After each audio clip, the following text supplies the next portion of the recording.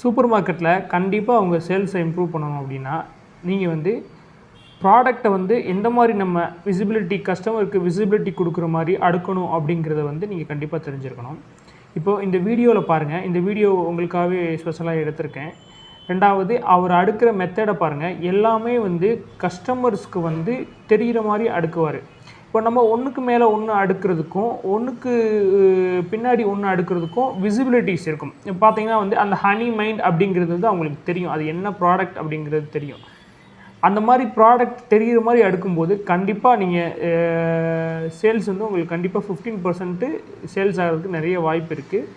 இதை வந்து நீங்கள் ரெகுலராக வந்து இந்த மாதிரியே அடுக்கி நீங்கள் கொண்டு வந்தீங்கன்னா எல்லாமே விற்காத பொருளும் சேல்ஸ் ஆகும். இப்போ நான் நிறைய கடையில் பார்த்தீங்கன்னா நிறைய ப்ராடக்ட் யூஸ்ஃபுல்லான ப்ராடக்ட் இருக்கும், ஆனால் அது வந்து சேல்ஸ் ஆகலைன்ற ஒரு கம்ப்ளைண்ட் இருக்கும். ஏன்னா அதை விசிபிலிட்டி பண்ண மாட்டாங்க, கஸ்டமர்ஸ் வந்து விசிபிலிட்டி பண்ண மாட்டாங்க, நிறைய பேர் எடுத்து காமிக்க மாட்டாங்க. நிறைய பேருக்கு கஸ்டமர்ஸ் வந்து லிஸ்ட்டு போட்டு இப்போ யாரும் வந்து சூப்பர் மார்க்கெட்ஸ்குள்ளே வர்றது கிடையாது.